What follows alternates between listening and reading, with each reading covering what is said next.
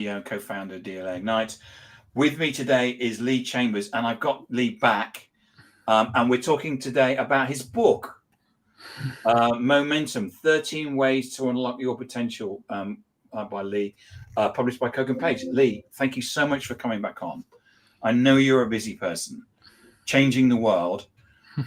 Lee, so where can people find you? So I am very active on LinkedIn at Lee Chambers. I'm also on leechambers.org, where you can find out a bit more about the many things that I do. And you'll also find more about my business at maleallies.co.uk. Excellent. So, Lee, love the book. For me, it's interesting that you got Simon Ong to basically who wrote the book Energize, to actually who gave you a quote, because it's quite similar. It's not. It's actually they don't compete with each other. They sit alongside, but it's very similar to that, isn't it? So, what was the inspiration behind the book? Yeah, so I think for me, thinking about the many career pivots that I've made, whether it was starting in finance or then moving into local government or then stepping out of a career to build a tech business, all my time as a stay-at-home dad, or then building different businesses such as my wellbeing agency or my social enterprise focused on allyship. I just felt that through some of the adversity, such as losing the ability to walk, having some mental health issues, navigating redundancy, I'd just been able to kind of grow without always realizing it. And the book for me gave me three different things. It gave me a chance to think about my own journey, to map it all out, to reflect and think, where did I grow? Where did I learn lessons? How did I learn those the hard way? How could I potentially support other people who are at those crossroads, who are thinking about doing something different, who are looking for something to, I suppose, to cut through the noise? And get some kind of considerations for frameworks that they might be able to use to actually make change and feel less scared doing so, be more clear in how they mitigate those risks. And there was an aspect of it as well where, feeling for me, I struggled at school writing, I struggled in English. So for me, it's a book about exploring your potential. But as I wrote it, I was also exploring my own potential, because it doesn't come naturally to me. I've always struggled with it. But actually, how could I even perceive or think about writing a book that could help other people explore their potential if I wasn't willing to explore mine? So for me, the book was a validation of my own ability to impart a message that could support other people. And finally, it was an opportunity for me to write a bit of a collective, longer form thing that would be a legacy, that would share elements of my own story, things that I've learned, the 13 case studies in the book of how other people have navigated these challenges and what they've learned and how they've applied things, and to get it out into a world where it will be read by people I'll never get the chance to meet, to stand on a stage and talk to. And even now, with some of the translation rights that have been bought, a chance for it to go into other languages that I don't speak, and to be able to impact people across the globe. So many reasons and so much joy, Tim. Yeah, and we were talking before we went live about the journey that it's taken you through. I know when I was at school, I was told never go and do a job where you need to write. One of the things I loved about it is the fact that it in a way it is autobiographical. It's autobiographical. I can't even pronounce it. So it's about you. Yeah. And you actually tell your story in the book about where you've gone through the pivot, some of the decisions you made, some of the decisions where you made based on certain things, and you said, "Oh, this will be a success," and then it wasn't. Yeah, and I think that honesty, Tim, we live in a world that celebrates outcomes and very rarely the journey. We live in a world where we love to amplify great successes, laugh at massive failures, but never really look at the small incremental improvements that make us who we are, and the small incremental experiments and things that we fail at that help us shape our perspective on the world, that help us navigate the uncertainty. And the world is more dynamic and volatile than ever. And, I kind of wrote the book thinking, in the current climate that we're in, where there's so much chaos, so much confusion, so much, division. How can I write something that looks at how people take that reflection of themselves and then bring that to the world, to be able to navigate through times that are challenging, to be able to connect with other people and realize that we can't make real change on our own, and really be able to think about how they can go through a personal development journey that isn't all about consumption, isn't all about selfishness, and isn't all about, platitudes and, nice kind of toxic positivity, but actually get into some of the grit of real change. And, it's often messy. It's not always very glamorous, like you would imagine if you looked on social media on a daily basis. And actually, we find the threads of purpose in the very things that don't go right. When actually we realize the longer you live, the more the things that don't go to plan are the learning opportunities, and the things that go to plan actually often don't give you as much perspective as the things that don't. You outline in the book 13 ways to build momentum. Can you share like one that's probably impacted you in your own life? Yeah, so I ultimately say to him that every one of those 13 lessons is something I've had to learn the hard way. Yeah. And you share that in the book. Yeah, and I think that actually bringing it down to 13 itself was quite funny, because originally I started with quite a few more and had to kind of just shape it down to become a bit more kind of engaging and a little bit more accessible. I think probably the biggest lesson I had to learn is that I had to really learn to embrace life squiggles. Yeah. Like, I was born in the 80s. There was a lot around social mobility at the time. My parents were really passionate about me going into education, getting that good degree, getting into the corporate world, getting a profession, climbing up that career ladder. And obviously a ladder only has one direction, and that's up. Yep. If you step to the side, you fall off. Yep. So I think it was kind of really powerful for me to actually think just how much life is like a game of snakes and ladders. You take a few steps forward, you go up on a ladder, all of a sudden you're in these dizzy heights, but then you move a few steps forward, you end up down on a snake and you're back again. And actually, this squiggly career is not the linear success that you kind of told that will happen. These, both in terms of the workplace, you go in, you do well, you get promoted, you go up, you go up, you go up, but also the life milestones of you get to a certain age, you're an adult, you learn to drive, you meet a partner, you get married, you buy a house, you have children, you live happily ever after, another promotion, another child. And it's these kind of very rigid, narrow pathways. And I just come to realize the more and more I've gone through life, just how squiggly that line is. It's definitely not a ladder. It's more like a massive cargo net.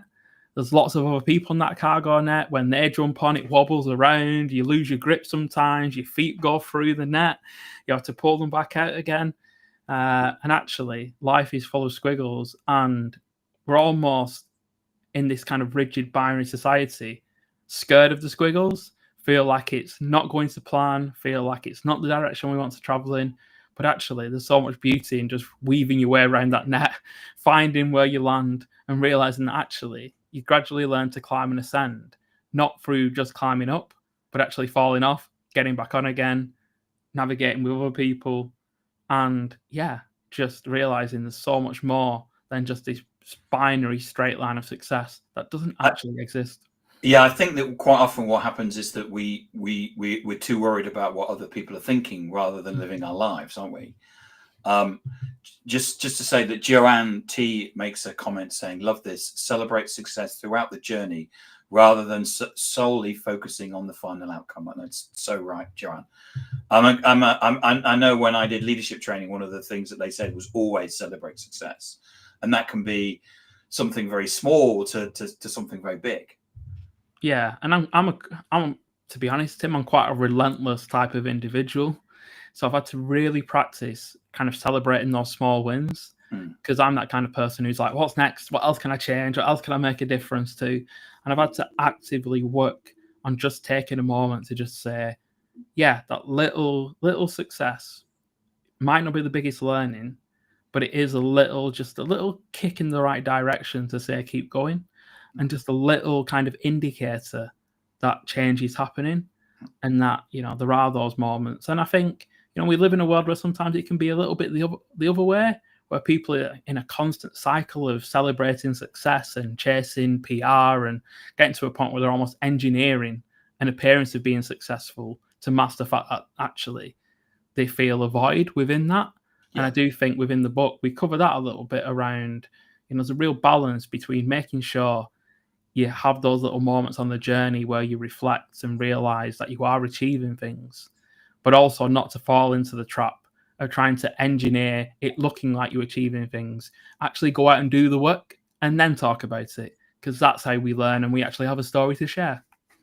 In the book, you discuss the importance of self-awareness and how you can develop a cleaner understanding of what's holding you back. So how do you get that self-awareness? Yeah, I think self-awareness is such an interesting concept because a lot of people talk about it, but the actual work of unpacking some of your own inhibitors, some of your own limiting beliefs, and some of the things that stop you being present, it's actually quite a bit of work, because we are in many ways, have lots of layers of conditioning around that. But I think it's I think quite early in the book we talk about how to retain more energy, so you have more ability to foster and work on that self-awareness. So I think if we consider not wasting our energy on the things we can't control and put more energy into the things that we can, the things that we can control, the things that we can influence, we actually then get more space to think how we respond to situations. We get more space to actually actively be present, work on negating some of the distractions, and then that helps us to be more aware of how we then impact others with our very actions ourselves. And also it gives us a chance to kind of practice some of those empathy and compassion type skills that help us collaborate more effectively. Because the more we actually spend time outside of this kind of me and I mindset, and in a mindset that's much more about us and we get a lot more chance to see how our actions impact others. We get more ability to notice the nuances in the world around us, so we can pick up how people are recepting messages, how people are feeling about situations. And that just allows us to be more flexible in how we interact, how we show up, how present we are. And it's not to say we can just flick that switch and it's easy, because we are in a world where we're constantly bombarded. There's so much noise. It's really hard to be self-aware when you've literally got your hands over your ears because there's so much noise. But actually, how do we refine our world and gradually shape it so that that noise dies down and we've got the true space to listen? Because self-awareness truly starts with being able to actively listen, not just to what we say ourselves and the impact of that, but to the world around us and what other people share too. So how does resilience play in building momentum? And what strategies do you recommend for bouncing back from setbacks? So I've got, a very interesting relationship with resilience, Tim. In many ways, I have to kind of write about it to an extent because of where it is in literature. But it's really funny because 10 years ago, the only people that ever talked about resilience were people who studied military veterans who'd been in the harshest scenarios. And we're actually looking at resilience in terms of engineering tolerance of bridges or crops that grew in really acrid conditions and didn't get that much water. So it's used in so many different contexts. But what I find really interesting about resilience is we almost need to reframe it away from this idea of being robust and endurant. Actually, resilience is about being flexible. Resilience is being able to actually create space to breathe and to rest properly. And actually, resilience so often is thinking about potentially doing less than doing more, not just another productivity hack or well-being tip, but actually about doing a bit less so you've got the energy to be resilient, but actually to kind of train that muscle and realize that it's not about hanging on and not quitting. It's not about surviving. It's actually about thinking how you give yourself space to both re-energize yourself, be flexible, and realize that resilience is a team sport. Like the most resilient people know when to ask for help, know when to take a step back and pause, and know when to fully step out and quit.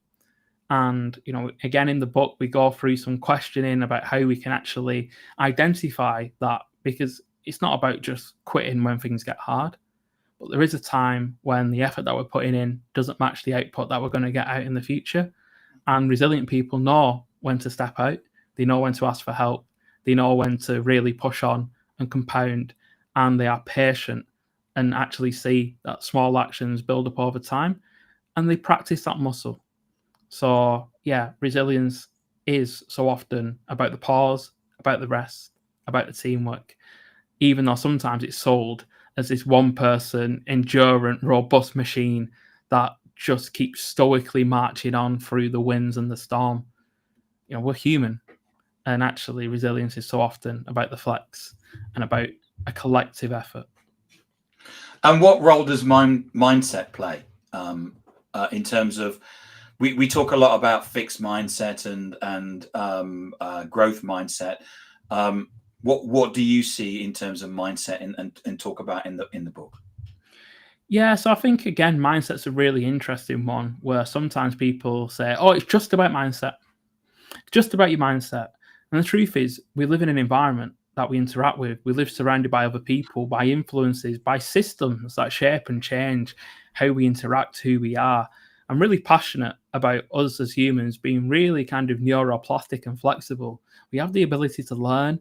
How we see the world definitely shapes how we respond to it. And I think there is something within everyone to think about how they can expand the mindset of the possibility. Our potential is unknowable until we explore it. And it's not until we explore some new pathways, we look at things a little bit differently, and we actually consider what we can do and what we can learn and how we can do that over time, that we actually start to see how mindset can benefit us. Obviously, mindset can also be a limitation, but I think as we refer straight into the book very early on about having a flexible vision instead of a fixed goal, I'm really passionate that we don't limit ourselves by having really rigid fixed goals. And people love a SMART goal, being able to reference it, to being really specific and measurable and timely. But actually, in life, there are so many variables. I actually love to say the mindset of having a flexible vision, so a vision of where we can move towards, that will shape and shift over time. There's enough vision to know how to move forward, to turn that flexible vision into some small steps that can be taken towards it, but to know that you can pivot and move slightly and flex rather than having this fixed goal that we move towards, that actually, if we don't meet it, if we start to move towards it, away from it due to external forces, can actually impact our mindset, how we see ourselves, and how we feel. So mindset is just a small part of this. And again, in the book, we expand on how to use mindset, but not just on its own, because our mindset doesn't exist in a vacuum. It's one part of the many aspects of ourselves that we can bring forward to learn, to flourish, and to test ourselves, as well as our mindset moving beyond failure and realizing that actually things that don't go right are often an experiment, and that means we can learn something as well as realize what maybe not to do again. Yeah. Andrew Slessor, who's a watcher and listener very often. Andrew says, "Good afternoon. I would say that most men don't know when to step back. That is changing nowadays, though, a more open approach to mental health." Yeah, I think that we definitely are having more conversations. I think there's still a lot to be done, and the world as it is today and the systems around us put a lot of pressure on humans. But I think, and you know this, Tim, a lot of male leaders love to talk and take up a lot of space. And the best leaders I've met, they just yield the space, let other people, do much of the talking. And then just when they talk, they don't say much, but it's really impactful. So, just quickly, give us some examples of where this has happened, where you've used or examples from the book where you talk about your own life. So if I think about, there's so much I could share. You're going to need to buy the book to really dig into them. You do need to buy the book. But even in my kind of first business, we had an idea for a business on the side. We built one. It worked really well. And that was driven by a flexible vision of what was possible. But we also had another side project that we built, and it went terribly and almost put us out of business. And I reflect back and realize, and I was quite emotional about it because I was invested. And when I started to strip that emotion back and look what had happened, I actually started to learn. And that again comes to, failure being an indicator of how we can grow, what we can learn, what was holding me back personally and meant that I made some poor decisions, and what made us not as strategic as we could be. And it's really fascinating because so many businesses fail. There's so many lessons within that. But actually, the pain of a business failing can sometimes stop you from exploring it.